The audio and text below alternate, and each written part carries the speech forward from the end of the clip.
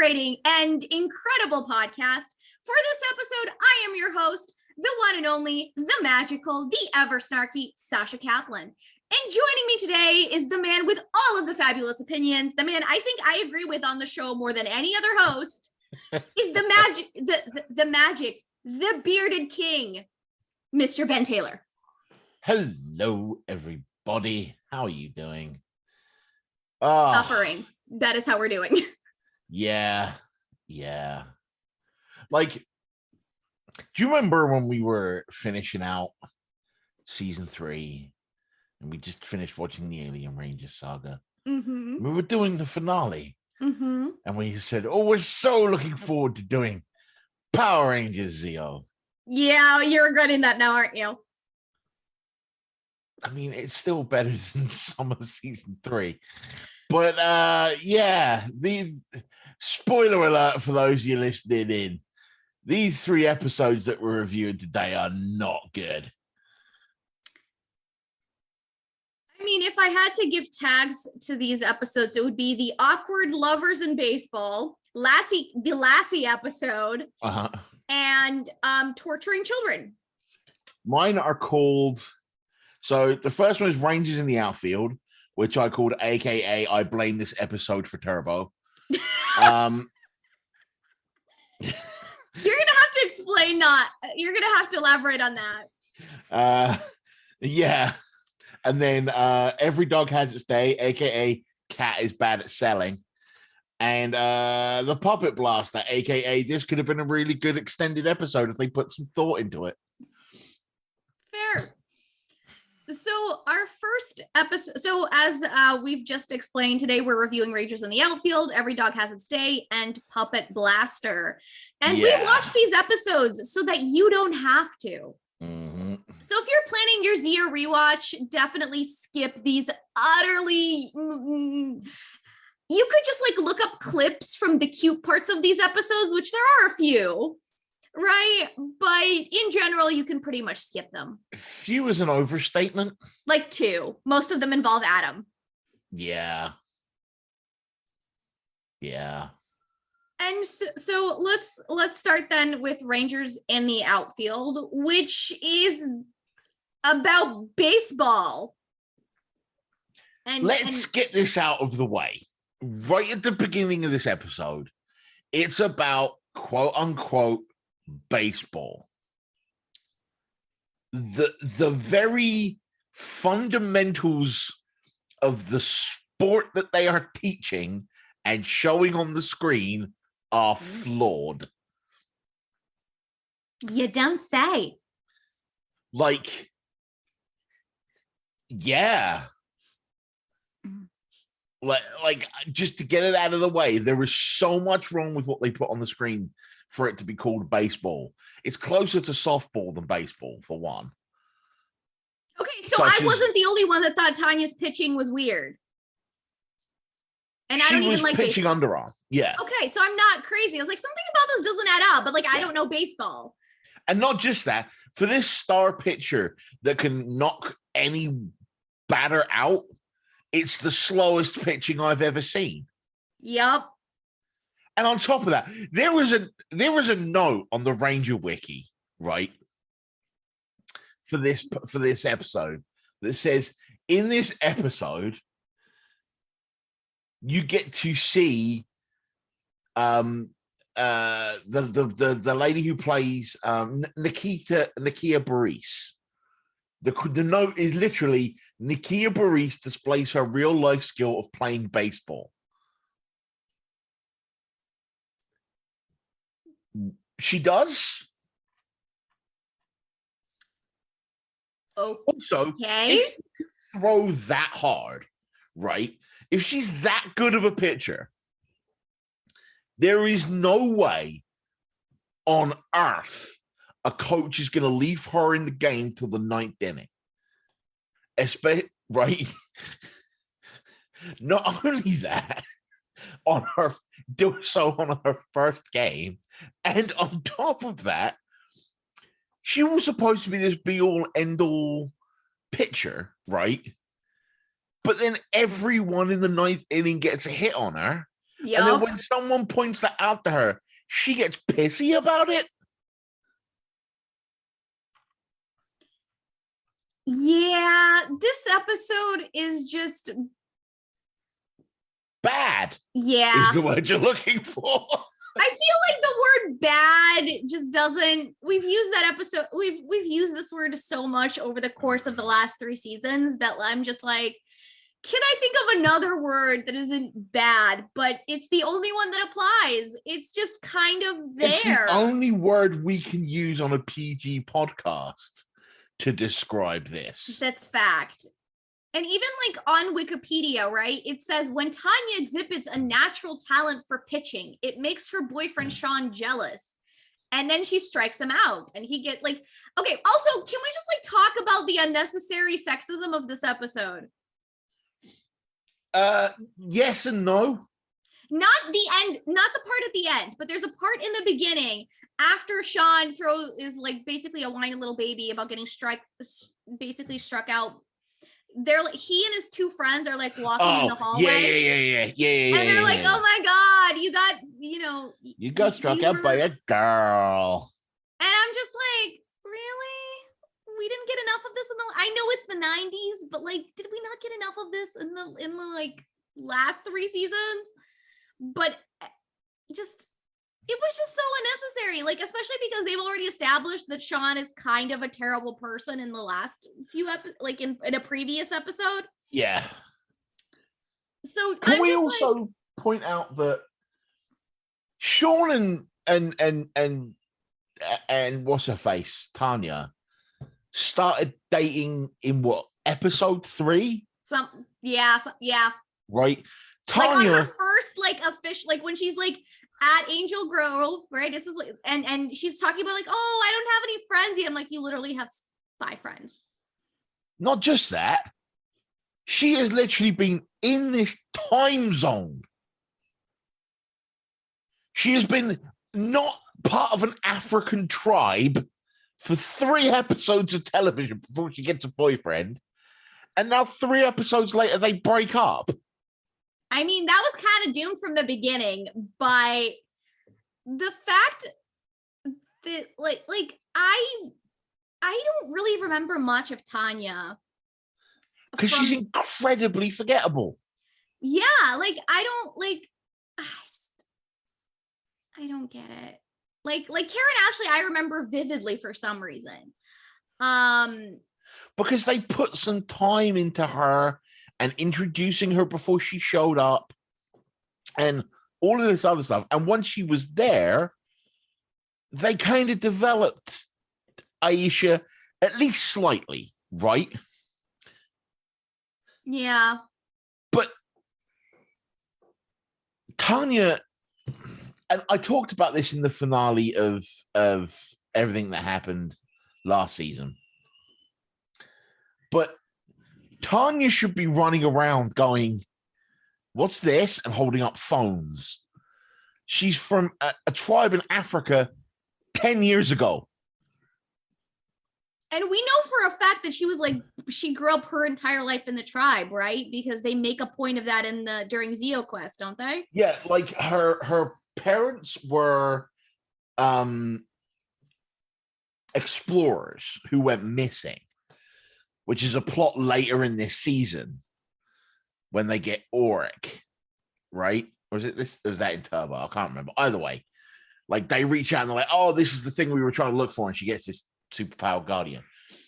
But like she was with the tribe from when she was like 6 months old. Yeah, like so she wouldn't have any idea of like she should be running around going, holy crap, shoes.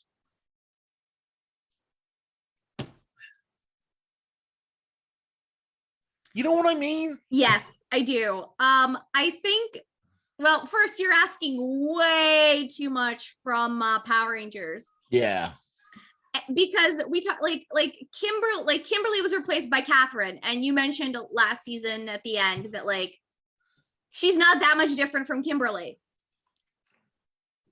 Right. And so I feel like they're sort of almost doing the same thing, except they're sort of trying to make Tanya different from Aisha, but they're sort of just kind of not really developing her. But again, the thing that made Aisha at least slightly memorable is she was different from Trini, Right. Yeah. Insofar as that she had a personality that was her own. And she wasn't just there to support everyone else's thing. But Tanya feels way more plug and play than Aisha did. Like, these could be an Aisha episode, but it's not. See what I mean? Yeah.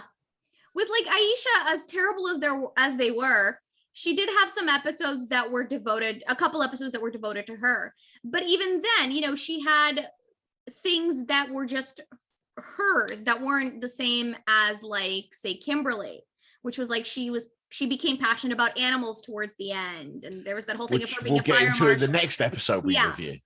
But Adam has stuff to do in this episode. Really? Because not really, it felt to me like Adam, and outside of the little batting cage stuff, right? It felt to me like they were afterthoughts. I mean, like, it sort of felt like they just wanted to do a baseball episode, and then remembered this was supposed to be a Power Ranger show, so they like quickly wrote in a plot in between. And where's Tommy? Like, who? Yeah, he's barely in the episode. I have no problem with that. Okay, I'm not complaining about this fact, but my point being that, like, with this episode and the next episode, especially when we talk about Every Dog Has His Day, it is very clear that there were times when not everybody was in a recording session. Like, it's bad. Like, there's a moment in this episode where Rocky and Tommy run off to meet Adam, right? Because no, wait, that's in the next episode. No, that's in the next episode. Because in this one, Rocky gets kidnapped. Yeah, Rocky for like a hot second. That's what it was. Literally 5 seconds. He's kidnapped for 5 seconds. Rocky takes off his Zeonizer to play baseball in a batting cage. Which, like, these are, in his defense, these aren't exactly, like, these are like pretty big, like, wrist units that, like, they're gonna be a lot more visible than, like, right. But Adam's got his on by the power of plot convenience. Maybe Adam was gonna be doing more coaching than pitching or hitting or whatever baseball things. I don't know. But yeah, it's we also get but we've also talked about the fact that Rocky's not the smartest Power Ranger. Yeah, but I will go back to my analogy of him being able to find his way out of a room with a single door. He's not the brightest spark in the electric. You know what I mean? Yeah. But yeah, we also get Bulk and Skull being police people, being assigned to pick up trash. Kudos for them for knowing what the word refuse meant. Yeah. That was a big step up for them.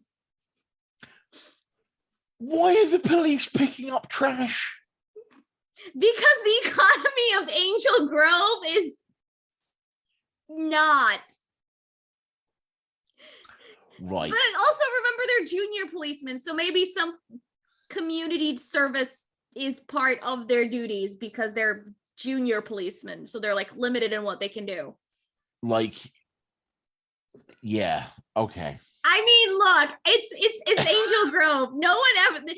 This is a city that, by all accounts, should not be able to function, and it clearly doesn't because we'll get to that. We'll get to that.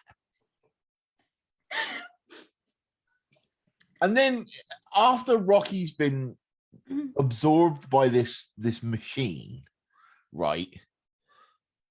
The cogs get hold of his Zeonizer and do nothing with it. They don't like leave with it. No, they do take leave it with back. it. or take it to the moon. But they do leave with it, I thought. Well, no. When I mean leave with it, I mean like leave the planet, like just go away. Oh yeah, they're like, well, we have this. We can just like celebrate and do whatever cog things do. Yeah, and then there's this weird chase scene once all of the other Rangers have arrived and morphed, which involve the Rangers in various forms of travel and transport, driving around trying to play keep away from the cogs with Rocky Zeonizer. And this is why I blame this episode for Turbo, because both Adam and Tommy are in go-karts and they're driving along. I thought the cogs were driving the go-karts. Yeah, they're chasing Adam and Tommy. Oh, yeah. I appreciated greatly the cogs in the go-karts. That was funny. And there's one part where Kat is doing a chase scene in a paddle boat. And it's only her in the paddle boat. So she's in one side of the paddle boat, paddling both of her legs off, reaching over and trying to drive it at the same time. When she paddle can boats teleport. are two persons. When she can teleport. When she can teleport. She can teleport. Yeah.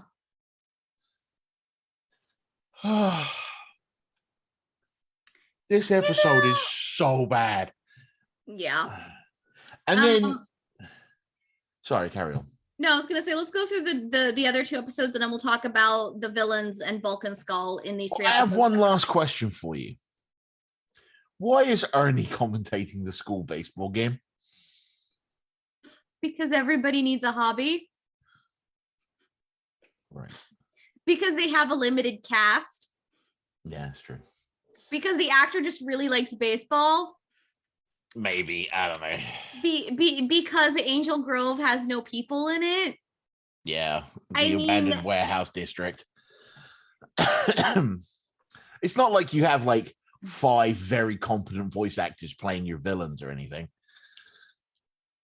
You could have just got them but like just got to ADR like 2 lines of dialogue. No, not allowed. No, you'd have to pay them more. Yeah. And we all know how well being a Power Ranger pays, let alone a voice actor for Power Rangers. All right, so I guess we can move on to Lassie Comes Home. I mean, Every Dog Has Its Day. AKA Cat is bad at selling. Yeah, so Catherine trained a dog. That's it. That's the episode. Catherine trained a dog, and the dog is useful. That is the episode. So we get to see the jet cycles, right? Those are jet cycles. I do like those better than those stupid, weird shark looking cycles. Yeah. And they aren't, unlike the shark cycles, they're used throughout the entire season as well. Oh, good. Which is my first initials when I first watched Zeo. My first thought was, oh, look, new toys. But no, they are used throughout the season. They're actually a major part of Oranger, because in Oranger, the Sentai that Zeo is adapted from, they don't have the ability to teleport, which you'll notice is something that Power Rangers got away from pretty much after Zeo. Like Turbo, you don't really have the ability to teleport. Even in this in space, they don't have the ability to teleport. So yeah, the jet cycles is kind of how the O-Rangers got round on the ground, right? I reached out to Brian about that one. I was like, help. So but yeah, it is worth noting that the jet cycles aren't just like a one and done. They are used a couple of times, which is quite nice. But yes, let's get to the most pivotal part of this episode, which is Kat, the high school student, trains a police rescue dog as a civics project. But it's a really cute dog. It is a very cute dog. Look, it's a cute little shepherd. It is just so fluffy and adorable. It is a very, very pretty boofer. I do like the fact that like instantly after she's trained him, we see a demonstration of his skills because Ernie, despite owning a diner juice bar thing for a decade or more at this point, right? Like forgot and left pizza in the oven, but it's fine. He got distracted because he has no other staff working in that huge building. It's just him. I mean, I think it is just him. Have you ever seen a waitress? No, that's my point. But can we go back to the fact that a high school student, and not even a senior, she's a junior? Is that what the second? Because they graduate in Turbo. Right, but we don't actually know how time in Power Rangers is weird. I'm working off the theory that each year of Power Rangers is a year in real life, because that's the kind of accepted canon. I don't by think, the fandom. So that I don't think is canon, because that's definitely canon, because a lot of the seasons carry over from the exact moment they ended, right? Yeah. There's no time jump between Zeo and End of the Mighty Morphin Power Rangers. Therefore, it's the same year. So they could be juniors at this point. They could have been juniors and sophomores and juniors. Well, she's either a junior or she's a sophomore. Yeah. But you could argue that you could make the argument potentially, because I haven't rewatched all of Zeo and Turbo, that they also take place during the same year. Because they graduate in the Turbo movie though, don't they? No, they graduate in the first episode of Turbo. Okay, so then Zeo is their senior year. Yeah. So they are seniors. All right. So let's just say a senior in high school. Yep. Is how old? 17, 18. Okay. Is able to effectively train a police rescue dog with no qualifications. And her reasoning is, I used to help the police do this back in Australia. As a child. Is it me, or does this feel like this might be a discarded plot line they had ready for Aisha? You know what? I think you're right. This would have fit Aisha so much better. Because Aisha wanted to go to vet school and work with animals. And it's absolutely an Aisha plot, right? And if you do it for Aisha, all you have to do is you don't say she trained it. She said she helped rehabilitate it. Like, it got injured during work, right? She'd formed a bond with it while it was in the veterinarian hospital. Yeah, and you can say, oh, the dog just passed its requalification or something. Yeah, and she's bringing it back to Lieutenant Stone and Bulk and Skull, and that's when everything kicks off, right? That would have been a great Aisha episode. It would have been a great Aisha episode. But nope, Cat.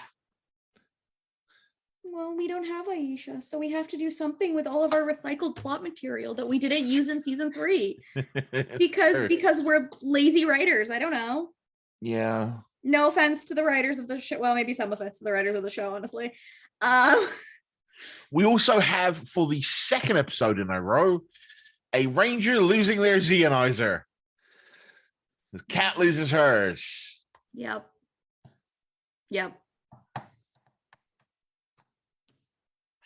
And then instead of like teleporting to the command center or something, she gives the dog her communic. Like, there is a reason for that, because her communicator is damaged. Oh, that's right. Fine. So I'll give her a pass on that one, right? There was actually some storyline logic to that one.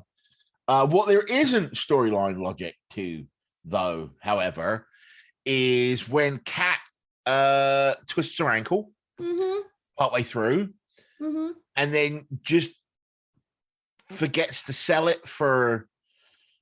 Sorry, I'm using wrestling terminology. Forgets to act like her ankle is hurt for like 10, 15 minutes. And when the dog twists it again in the fight with the dude after she's morphed. Well, there's a little bit of a gap in there because the dog shows up. I don't remember Lassie's name. Oh wait, wasn't his name something stupid like Smokey? That sounds right. Talking about the dog? Yeah.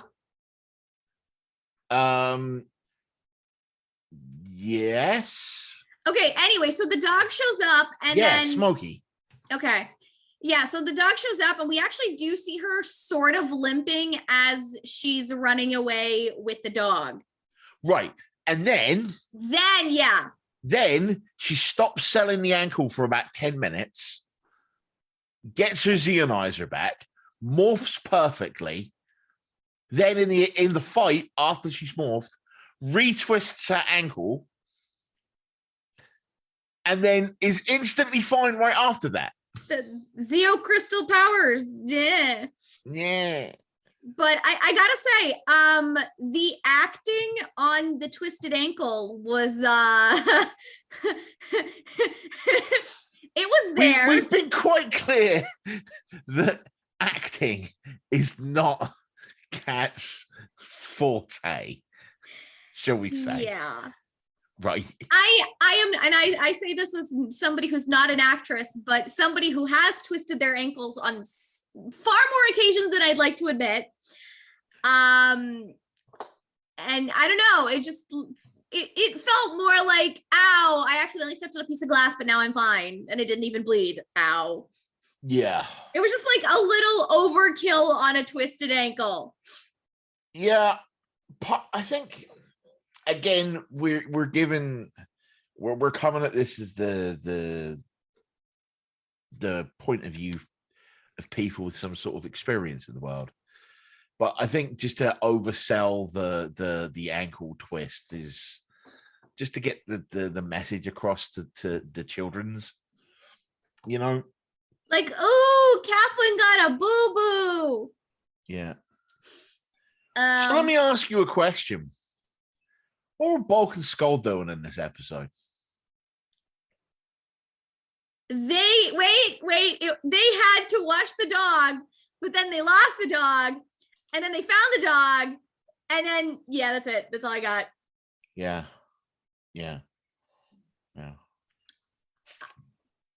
We've regressed with Bulk and Skull, haven't we? Oh, yes. Oh, indeed we have. And it's sort of, I wonder if there was some kind of writer change and the writers just like didn't know anything about Bulk and Skull other than like, oh, these are the reformed bullies they're the comedic duo, whatever. So the guy who wrote this wrote 12 episodes of Power Rangers before this. Okay. Including a couple of very good Bulk and Skull episodes. So were they just like running out of time and they needed some plot fodder, so they just wrote something in for Bulk and Skull? I don't know. Yeah, I don't know. Also, I really don't understand the Zeo powers, not gonna lie. Just because I think a lot of them are like, they're just kind of there. But there's this moment in the fight where Catherine sort of Dragon Ball Z's it a little bit. Right. So each individual Zeo crystal provides that ranger a power. Right. Like in the previous episode in Rangers in the Outfield, you saw Rocky doing the spinning kick. Right. Okay. The funny thing here is that she launches a fireball. Yep. At a monster based on a fire hydrant. Yep. Which amused the hell out of me. But yeah, each of the individual rangers apparently has a very specific attack that the Zeo crystal gives them access to. Well, okay then. Sure. So I do have one note here. I said, help, Catherine's stuck in a well, but no. And then the last note here, I says, and the Machine Empire would have gotten away with it too, if it wasn't for that pink girl and her dumb dog. Yeah. My final note is a little more damning. And it's that the Rangers are back to disliking Bulk and Skull. Yeah, I caught that. One of the things that we really liked with season 3 and through the end of the Alien saga was the evolution of the relationship between the Rangers and Bulk and Skull, right? Yep. To the point where at the graduation, the Rangers are openly saying they're proud of Bulk and Skull. Mm-hmm. But in this episode, they're back to laughing at them and kind of quasi-bullying them, poking fun at them. And like they easily could have, like, there's that scene when Lassie brings back the communicator. Yeah. And the Bulk and Scar are like, oh my gosh, we found the dog finally. And then the Rangers are just like, okay, they're taking the dog, instead of like, hey, she brought Catherine's scrunchie and like we need to save Catherine. Yeah. They're just like, we'll figure it out. Because if Tommy and he had turned around and gone, look, Smokey says that Catherine's in trouble, Bulk and Skull have been like, well, let's go. Right? No, because exactly. That's how they were built up in season 3. Yep. They did it for Kim with the taxi. Follow that cab. Yeah. And also remember the episode last season with the kids when they literally jumped into the water. And I think that actually serves as I think a really good segue for this last episode, which is Puppet Blaster, which is yeah. As I said, I called this. It had the opportunity to be a much more interesting, longer episode with some thought. Yeah. It's a lot of kids they brought in to act like zombies. That was pretty fun. And one kid thought acting like zombies meant opening her mouth and being like, argh. Yep. And she's the only one that does it. But what I really liked in this episode was we actually see Tanya being trained, because they established in the premiere that Tanya doesn't really know how to fight. There's that whole thing of her like, oh, I shouldn't be I should be the one to step away and not be a ranger because I don't have fight skills and I'm new. And so here we see Adam helping train her, showing her how to do a kick right and how to punch better. And so I actually really appreciated that, because we don't really see the Rangers like training as much. We're in this weird space, right? Because we know that there is a certain level of what has become known as memory transference, right? Mm-hmm. Knowledge transference. Yeah. Like the moment the original Rangers used the coins for the first time, they instantly knew how to pilot the Zords. They instantly knew how to do certain things, and they were better at fighting. Right. Like Billy, when he is morphed, is a much better fighter than when he is not. Yep. Right? Same thing with Kimberly. Same with Kim. Then we fast forward to the Rocky, Adam, and Aisha. Yep. The moment they morph, they instantly know how to pilot their Zords. Yep. When Kat morphs for the gets hold of the pink power coin for the first time, not only is she knows how to pilot Zords and everything, she gains the ability to fight. Yes. She's never needed to be trained. She could just fight. And now we're back to a Billy situation where Tanya can fight like she's Bruce Lee when she's morphed, but can't when she's not. That's never made sense to me. Yeah. Had it been that way with Catherine as well, it would have been a fact of, well, it doesn't communicate that skill to you when you're unmorphed. At the same time, I get all of that, but the fact that like this is the first time we've seen a new Ranger being trained to fight was actually kind of refreshing, because I'm not saying that it isn't, right? I loved this scene. But you're right, that it's just like it's not an established norm. Yeah. I wish we'd seen this with Catherine. I wish we'd seen more miscommunications with people. or misunderstandings about vocabulary that they don't know, or team formations they don't know. But and we see a little bit of that in seasons future, but but with Rocky, Adam, and Aisha, they set up before they became Power Rangers that they could fight. And then they set up the fact where they found out who the Power Rangers were, so that they sort of learned the terminology kind of along. Yes. Right. But when Kat got the pink power coin, she instantly knew how to fight at Unmorphed. Well, we talked about the fact that Catherine was basically a Kimberly stand-in, right? Kimberly left, so they just flipped the switch and they kind of forgot to differentiate her. But this is what I'm saying, is by having Kat not need to be trained when she picked up the power coin, it makes you wonder why Billy and Tanya didn't get the same sort of skills. I think we're asking too much from the writers of Power Rangers at this point. Look, it's my job to do this, okay? One day we will become very important people and make our own Power Rangers, and it will be amazing. But until that day, yeah.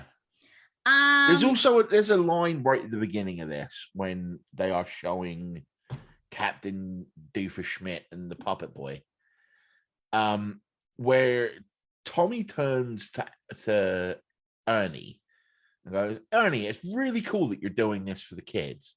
And Ernie says, "Well, you got to give something back to the community," like he's not constantly doing so.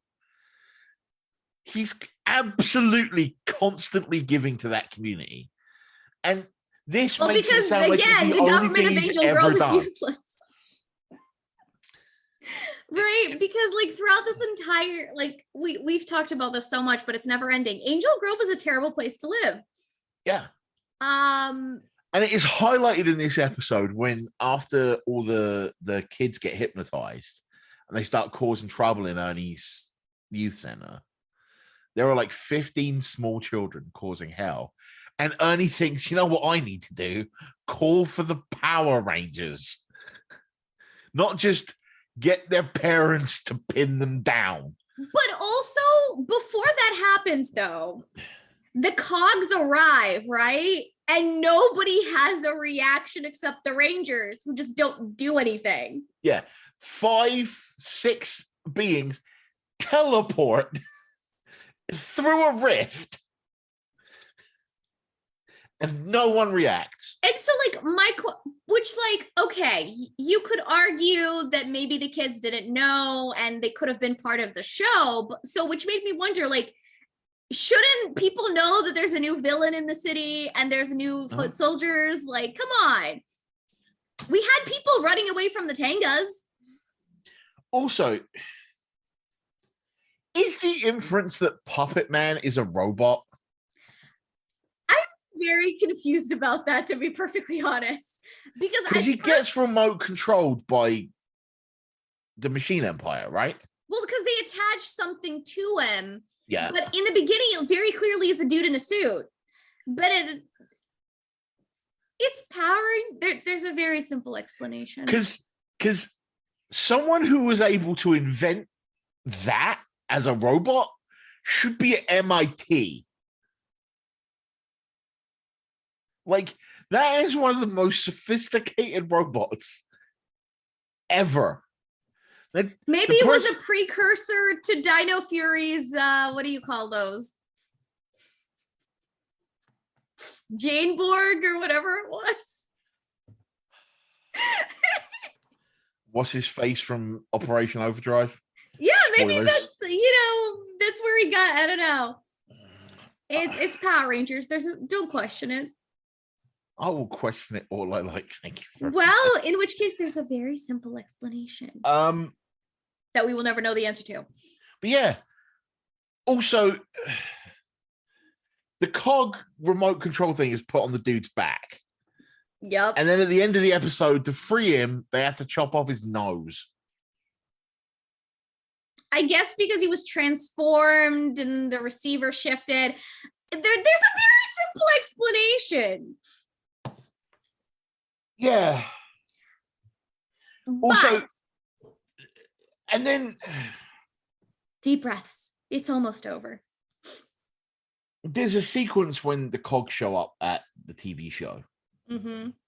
where a Cog gets splashed with water Yep. and shorts out. Yep. Yet in the very previous episode with the dog that we just reviewed, Cogs were walking in a river. Yep. Consistency in Power Rangers. It's not what.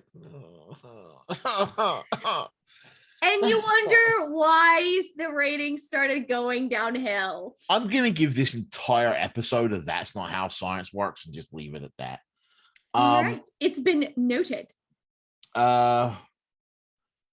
Also, there's a moment where the Rangers show up to confront the puppet dude, and he sends this block of kids towards the Rangers. And they do absolutely nothing. 15 zombie kids. Yep. If only the Rangers could jump real high over their heads, or I don't know, restrain them. Shoot over them. Or restrain them. Because they're super tall, right? Like, and they're super strong. Yeah. And it's just like, oh my God, we can't hurt the children. Okay, move around them. Then don't. Like, it's quite a simple thing here. It was just so, these episodes were just bad. I did like the music though. When the kids are transported into zombies, I really liked the musical score there. It actually gave me some childhood flashbacks to something else, but yeah. I really enjoyed that. The music was good. I like the premise of the puppet master as a villain is a very interesting one, right? As I said, with a little bit of rewriting and a little bit of care taken with the story, you could have got a really interesting 2 or 3 part story out of the puppet master as a villain. You're asking way too much. I know I am, right? But and I guess the other thing we have to address, like we can't not address it, is the debut of the Defender wheel, which will become a big thing this season. The what? The Defender wheel, the big tire thing that Tommy pilots into the monster at the end. Right. Yeah. Yeah, but there is something else that we haven't discussed in. Oh, really? There is something interesting that we did not discuss in any of these 3 episodes. The distinct lack of Zordon. We're gonna get to that, yes, okay. But no, the Machine Empire as a whole, our big bad villain. I was trying to avoid that. We're gonna have to, but the fact of the matter is like the design for the Machine Empire is really cool. They look cool. They have distinct voices. I like the design, but they are worse than Rita and Lord Zed in terms of plot. Yeah, like we're gonna say this a lot this season, and we've probably said it a lot in previous episodes. Bear in mind, these are outside of the first episode, which is all 4 of us. This is the first time Sasha and I are doing episodes together, so it's the first time we're getting a chance to compare notes on the season. But yeah, it's not a good look when you have an entire army at your disposal and kind of just don't do anything with it one by one. Also, like, Sprocket is a little piece of you know what, and I kind of want to kill him. I think that's the point. Okay, then although I do like the what's his name? The problem I have with Sprocket is I can't not hear Rita. Because it's the same person doing the voice. And I just hear Rita. I don't know. I do like the little Scottish what's his face and his little clock, his little Orbis. Floaty thingy. I don't know their names. So I have a huge problem with the Machine Empire in general. I don't like them as villains. One of the things that made Rita, and to a lesser extent Lord Zed, so great is how expressive they were. Yeah. Right. Well, even Zed, though, like, even though you couldn't see his face, his body would shift and he would move around. Yeah. And you know, he'd like grr. You could feel the grr when he got angry. The Machine Empire, you don't have that feeling. Yeah. Their faces are completely inexpressive. Yes, I am well aware that they're dealing with a lot of Sentai footage. But again, that's not an excuse. Here's the thing though. If you wanted to have cold machine villains, it could have been really, really good, because we get that later in RPM. Yeah. Where you just have a tube with a bright light, but it's a creepy looking tube, and it's you mean Zordon? The evil Zordon. But I mean, even Zordon was more expressive. But anyway, you felt the intimidation, right? You felt like, right here, you don't really feel anything. You're just like, wow, these are dumb plots.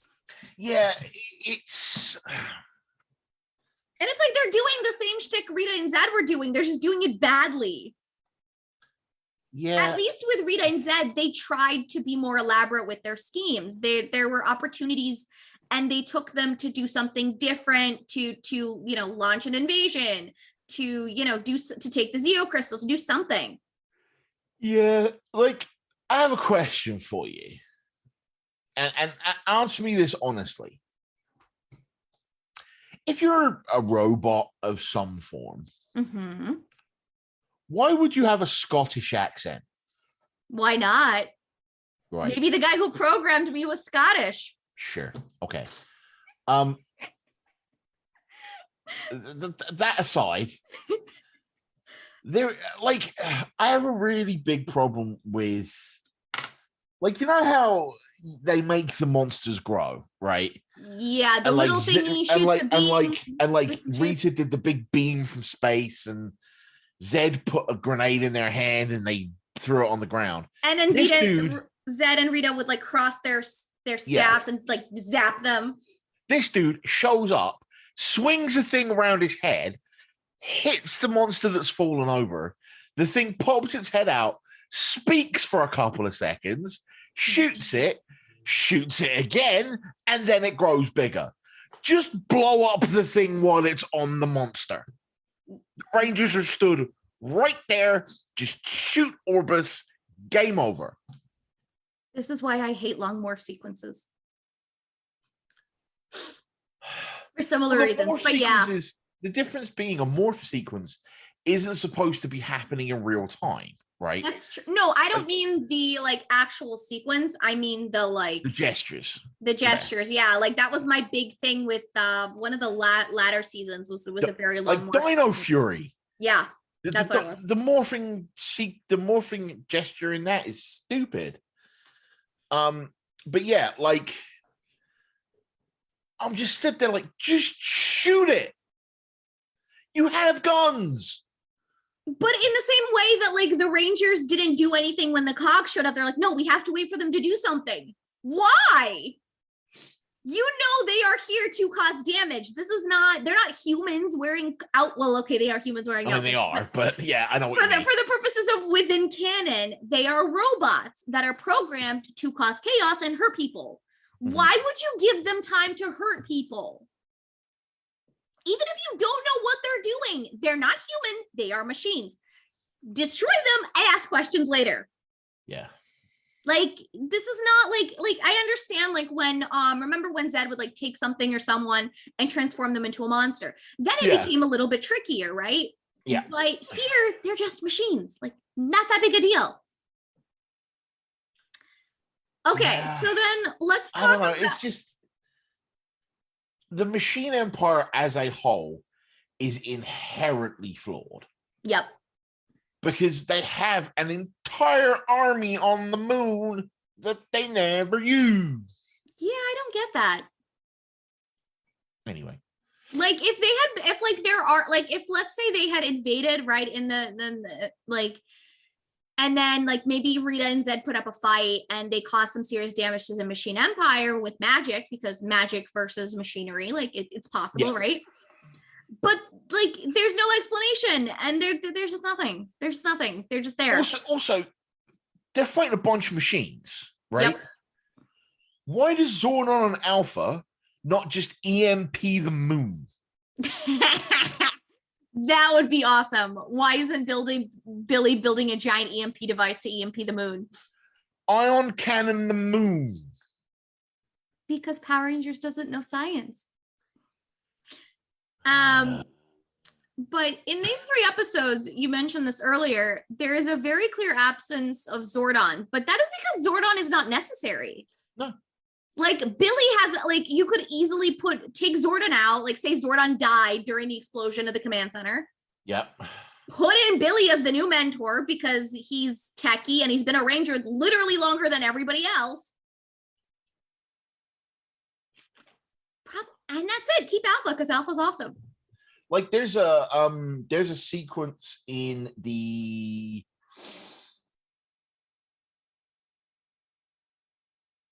last episode we reviewed. I think I'm not looking anything up. I'm trying to remember. In the last episode we reviewed, this one, the Puppet Blaster, where they're trying to figure out where how to counteract the psychic effect, the optic effect. And in previous seasons, that would have been Zordon. Yep. And Zordon would have been like, Rangers, you must blah blah blah blah blah blah hog your flagger, but Billy's just doing it. Accessories. And then Billy's just like, here's the facts, go do it. And they're like, okay. And it's so much better. There's also a moment where they try to do that with Zordon. I think it was in Every Dog Has Its Day or something. But basically Zordon is like, Billy, you must do this and this. And I'm like, Billy's not new. He knows what he's doing. Just let him do it. Because he was clearly doing it as Zordon was probably already done it, yeah. But it's just... do you feel Billy's absence as a ranger? Because I really feel it. Yeah. Like, and I'll have talked about this before, but like, because I've probably mentioned this in another episode by this point, but yes, I've definitely I feel the absence of Billy a lot, because I don't feel an attachment to Aisha. Sorry, to Tanya. Aisha's replacement, Tanya. I don't feel an attachment there. I don't feel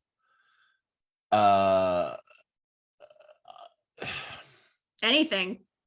Yeah, and I know I joke a lot about how Adam is the greatest Power Ranger and all of that sort of thing, but like at this point, he's kind of the only Ranger I give a crap about. That's a fact. Can concur. Because we never liked Tommy. Yeah. Rocky's just there, and so is Catherine. And I will say this, for those people who like Tommy, I'm sure they're invested in him at this point, right? Yeah. Good for them. That's cool. No problem. I will not say that Tommy hasn't had his time for people to get attached to him. Yeah. I mean, technically Rocky has too. Not that Rocky's really done anything with it. Yeah. And the same could be said for Catherine.